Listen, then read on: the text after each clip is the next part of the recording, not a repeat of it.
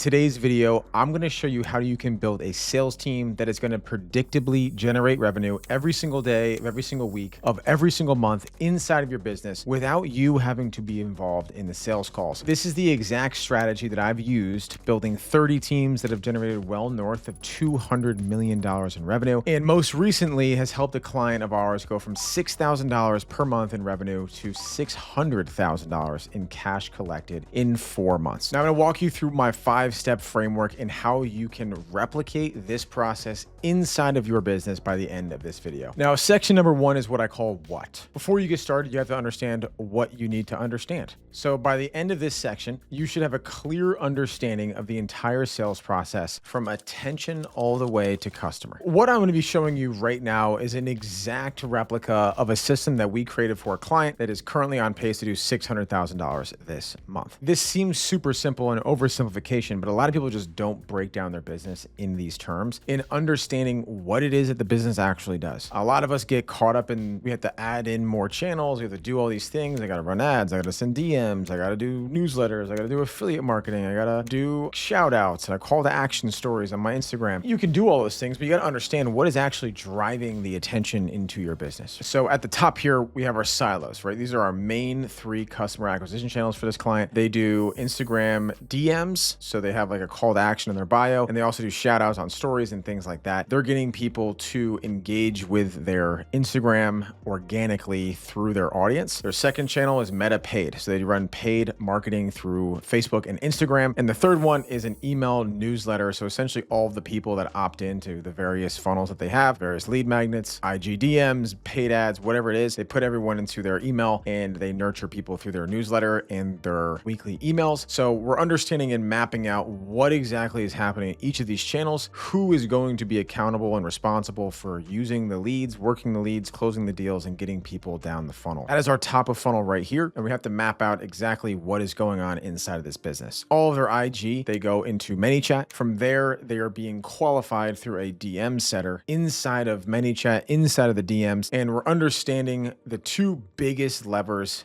to understand a qualified lead. So they have to be based in the United States and they have to be having a household income of over $100,000 per year. Super simple. You don't have to go too deep. It's a simple questions that you ask in the DMs. If they are not qualified, then the setter is pushing them towards their low ticket recurring school membership. If they are, this is going to a setter, right? So this is a setter that's responsible for these leads in that channel. The Meta Paid is pushing to an evergreen webinar. If you don't know what evergreen webinar is, it's a pre-recorded webinar that they have hosted. And essentially the ad is talking about this free training. They collect name, email, phone number, and they get access into a webinar. Now with email, they do a lot of retargeting. They have a lot of PS type form applications at the bottom of their emails. And that is pushing people into a lead capture application where we're then also gathering the necessary information to be able to push them down into the sales teams. All of these things are happening pretty much autonomously without a lot of conscious resources from your sales team. People have to take an action to engage with your sales team. People have to opt in here. They're having emails. They have to click a link and they have to opt in at one point to get those emails. So it's understanding what are the things that are actually happening in my business that are driving revenue inside of my company. And then how are we able to map those, create processes, and empower our sales team to be able to do the things they need to do to convert the leads that need converting that you can actually help and serve as a business owner. You don't need to map things out if it's not a predictable source of leads for your business. Like just focus on the things that are actually driving revenue in your business. A really good exercise here is to go back in your CRM and look at all the clients that have closed in the last 12 months. Where do those people come from? What sources, what attribution do those people have? And then actually just double down on the things that are working and stop doing things that are just vanity and look cool as a business owner. So you have your different sources. Those things are pushing into lead mechanisms where we're capturing information, we're engaging with our prospects. Now from there, we're understanding we have a lead scoring matrix that we implement with all of our clients. We have a 1 through 10 lead score. These are based on whatever the qualifications are for a ideal customer and non-ideal customer inside of that business. So this client specifically has a very simple qualification metric is where are you location wise? How much money do you make? Their offer will literally not help people who are not making at least 6 figures a year. So there's no point in wasting our time and wasting their time. A lot of these mechanisms, the main intention of lead scoring is to route the right lead to the right person as fast as possible so we can get that conversion at the fastest possible time frame. If somebody's a tire kicker or somebody who's on the fringe, maybe they're doing $75,000 a year as a household income, they're not going to be a great fit. We're not putting our best talent towards it, and they're not a priority. So lead scoring is literally that, just prioritizing the right leads to the right team members so you can make the right amount of money for your business. If they're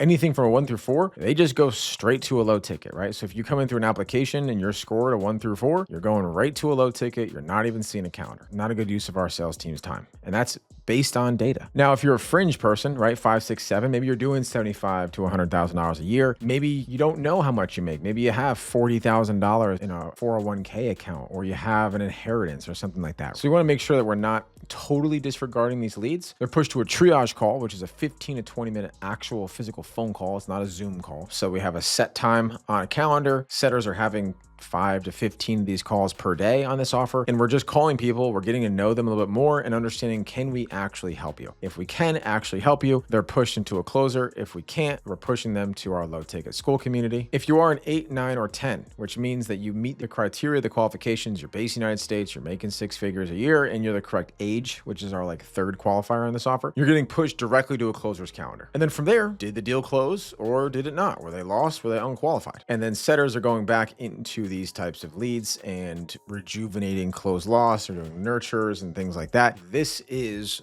what we do with our clients, is we just have to fully map out what is happening in the business, and then how can we influence outcomes to actually drive business outcomes, which is cash collected, revenue generated, and happy clients. So now that we understand what's going on inside of our business, now we need to know when. So what I mean by when is when each task in the sales process should be executed to deliver the highest amount of revenue for the business. Going back to our process map is, when are we involving setters? When are we involving closers? When are we involving automation? Understanding what are the things that our salespeople should prioritize and deprioritize, because salespeople love to make money. At least I hope they do in your business. And we need to make sure that everything that they're doing is revenue generating or commission generating, or they're not going to do it. Setters want to call every single lead because they think that that's going to make them the most amount of money. When in actuality, if we just focus most of our time and energy on the top 20 to 30% of our lead flow, you're going to make way more money, because those are the people who have the highest propensity to buy, versus spending 100% effort on 100% of your leads. You will make an infinite amount of money if you just focus on the top 20 to 30% of your lead flow. Focus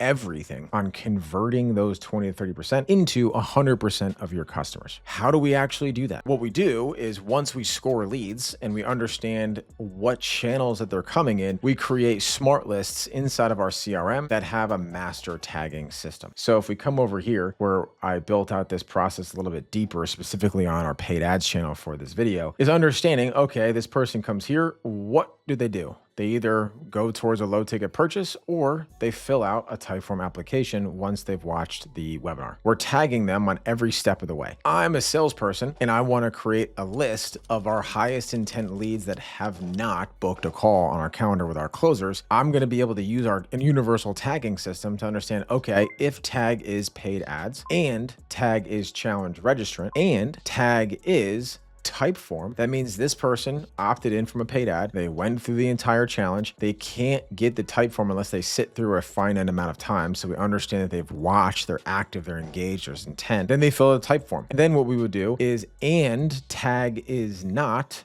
meeting booked, right? It's a universal tag for everyone that books a call. So I can now understand and very easily deduce that these are the leads that we've A, spent money on, B, have spent time with us, and C, have taken a deeper funnel level action by submitting an application, and they haven't finished. There's a break in the chain right there. We deploy setters to call, text, email, DM, whatever we can do to these people to get in contact with them to make sure that they don't stop right before the finish line. So now we have a very specific filtered list of high intent leads that just need a conversation. They need some salesmanship to be able to be put on the calendar to increase our call bookings, increase our close rate, because we know these people have high intent. We got to call these people and rescue those leads. Now, the next when here is obviously going to be closers, right? So now once the call is booked, how are we deploying our closers to be able to close the most amount of deals, have the most qualified calls in the calendar, to generate and collect the most most amount of cash for our business. Once somebody books a call, they have to meet all the qualifications. So everything before this has to have now happened for this to be relevant. So now that the closer is on the calendar, the only two things that stand in our way from a closed deal is the show rate, making sure they actually attend the call that's on the books. And number two is that our salespeople are trained. They're following a framework, they're following a script, they're following a process that's going to be able to uncover the pain points, provide a solution, and get the deal across the finish line. The big thing for show rates, reminding them not too much, but not enough. And what you're actually doing is you're not over inundating the prospect with a bunch of information. Make it crazy simple for this person to just look at one thing, send them to one page. That one page has a 3 to 5 minute video saying, hey, we know you're on the calendar. Because you're on this calendar, we understand you are this type of person. With working with thousands of this types of person, here are the 3 biggest questions that most people have before they jump on a call. So I just want to answer them, give you the information that you need so we can have a really valuable call. You're understanding them, they feel heard. You're sending them one thing and they're spending 5 minutes. What I love to do is this will be 2.5 minutes on 2x speed. Tell them what they're getting into. And then in that video, just make it super, super, super potent with what you actually want them to understand and experience inside of your funnel for your business. Those are things on show rates. Now let's say the call shows. Did the call show or not show, right? Is it qualified? It should be qualified. If it's not qualified, then we can be able to easily diagnose and look upstream of why that instance happened. What did it do? Was it a setter problem? Did they lie on their application? What was it? And then from there, did they close or not close? If they didn't close, why didn't they close? We segment our not closes into 3 categories. So we call it the red zone, short-term and long-term nurtures. So if they're going to close in the next 7 days, right, there's just something very short-term that has to happen for them to become a customer. We tag them as the red zone. If it's within a month, they're short term. If it's longer than a month, they go into long term, which is an automated nurture sequence through our email campaigns. Now, if they close, obviously we closed, fantastic. That's the final boss. But understanding that if we do our job, we have good lead flow, we're booking 5 to 20 to 30 calls per day on the calendar, and your salespeople are taking back-to-back calls, they're going to get tired. They're going to get lazy. The way they show up on their first call is usually not the way they show up on their 5th or 6th call of the day. They're human beings. Things become monotonous. And if you don't have a framework and a process to follow that is repeatable and it's easy to repeat and it's natural and it makes sense, they can follow that framework and have a high quality sales experience from their first call all the way to their 6th, 7th call of the day, and things don't fall off. So that brings me to section 3, which is how. How are we doing sales? How repeatable is the playbook that we train the individuals on? That literally you want any salesperson to be able to come into your business and get success in a very short period of time. So you're not wasting money on book calls for somebody who's not ready to take those calls yet. You're not wasting good sets on somebody who's not ready yet. You're not ruining the morale of the sales team by, hey, I set this really good call to John and John hasn't closed the deal in 2 weeks. Like, why am I continuing to set these leads to John? Like, these are good leads. You want to make sure that you have a repeatable sales process and playbook so you can take individual talent and mature them into an actual culture fit and somebody who's actually producing results fast inside of your business. Right here is a closer playbook. So essentially, this is structured in a way that there is no stone unturned, and every single thing that a closer would ever need, whether they've been here for a day or a year, can come back, reference this document, and get every single one of their questions answered. We have our general expectations for that person in their role. This is what you're doing every single day. At the end of your day, you're filling out your end of day report. Here's an SOP on how to do that. You're also updating your sales tracker so we know exactly what's happening inside of our business and we can make better data-driven decisions as a business. Here's your KPIs per week. Here is our client profile. They meet these requirements. This is our ideal client. This is what you should be focused on understanding in every single one of your calls. Let's understand what we're selling, how we sell it. What are the client results? What are the deliverables? What are the KPIs? Why are people buying our thing? Why are people getting results with our thing? And more importantly, why do people even want this thing? So we understand what it is that we sell. You have a little bit of a background on the offer owner or the founder, especially if you're running organic traffic. What we do, the results we deliver, who we serve, how we serve them, our understanding. So understanding what it is that we do and how it fits into the greater scheme of our offer. Do we offer services? Do we offer info? Do we offer coaching? Is it a done for you service? what is it and how does it fit into this person's understanding of getting the result that they desire? Understanding our guarantees, understanding our competitors. How do we handle our main core objections? And then understanding the mindset of what has to happen. Closing is so much more than just being able to close. You have to really care about the thing that you sell. You have to really care about the other person on the phone, on the other side of the Zoom call. You really, truly, genuinely got to stand behind your product. That's going to allow you to have more confidence and conviction in being able to sell. So it's our job as business owners, as sales managers, or people who are leading people to really understand and create that buy-in on every single level of our business. This is something that permeates your entire business. People have to be bought into the mission, or else they're not going to work hard, or they're just not going to go that extra mile and do the thing that's actually required. For this offer, we help people with their financial outcomes, right? We help people invest. We help people get out of debt. We help people better manage their money. These are real serious problems in America right now. There's inflation. Costs are going up. Housing is going up. You're not getting a raise in correlation with inflation. This is a scary thing. You have to empathize with these individuals. And if you don't truly care about what you're selling or that person, you're not going to push past that last objection. You're not going to help them make the best decision for their financial future if you're just there to get a paycheck. Don't hire people who just want to make money. Hire people who want to serve other people, and as a result of that serving are going to make them money, you money, everybody money in this process. Those are the types of people you want on your team, and the training is what's going to help indoctrinate them into that way of thinking and help them get up to speed to be able to be good closers. Now, the next section here is who. Who is pretty simple from what we've been talking about on this video. Who does what when? Right? We've already talked about when. So who? If somebody doesn't show up to a closer's call, whose responsibility is it to get that call back on the calendar? Do the closers have enough time and bandwidth to follow up on their no-shows? Or is that something that's better suited to a setter? If somebody's unqualified, who is the person that's responsible for making sure that person gets something of value, gets into our low ticket program, gets a course, gets something that's going to be able to help that person? Now, if a deal doesn't close, the closer is going to be the one that's doing the follow-ups. That is going to be a closer function always, unless it has eclipsed a certain amount of time where then it's getting put back into the hopper. You want your sales reps to maybe go after the people who are in long-term nurture every 45 days. Help them remember why were they interested in the first place? What were their pain points? Go back, listen to the call notes. You should zap your Fathom or your Fireflies into your CRM so somebody can go back and just very easily in like 90 seconds get a quick synopsis of everything that happened inside of that sales interaction and that experience, and be able to follow up with that. Clearly map out the responsibilities. Each business is going to have a little bit of different responsibilities. It's your job as the leader to route people and let them know, like, okay, this is something that you are going to be held to. There's KPIs around this. There's compensation around this. You make money if you do this thing. That's now going to make that person more inclined to do that thing because you've put money on the other end of the result. Make sure that people understand the responsibilities inside of your sales process. Section 5 here is going to be improve.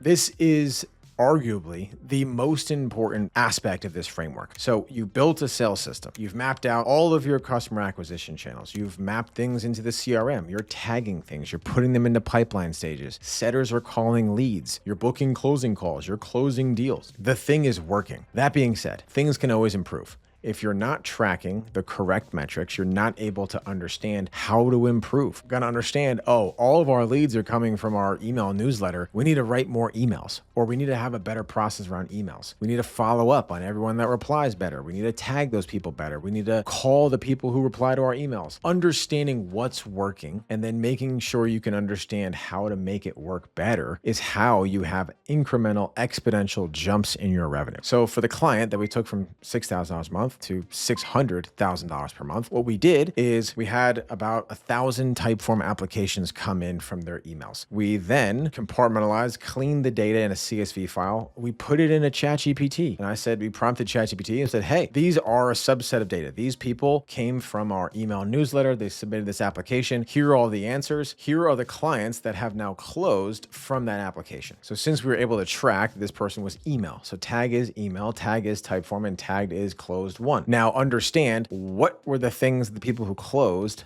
say on their application. And then we go back and understand, okay, we should only put those people as priority. So then we created logic inside of our type form. So now we're better routing. The original logic that we built when we worked with this client was not the logic that we have today. So we're taking in information as we're receiving information. We're pulling specific segments of data. We weren't like, hey, look at all 1,000. ChatGPT just be like 22% of people said this and 46% of people said that. You have to actually pull the correct data sets to be able to query the proper questions to be able to drive better results inside your business. Literally at the time that we did that experiment, we were about $200,000 in revenue, like probably 130 cash collected. That was like 2 months ago. And then we changed the type form. We started routing leads better to closers versus setters. We started to route some people that were going to our setters calendar directly into our course. We were shrinking the amount of people that were on the calendar.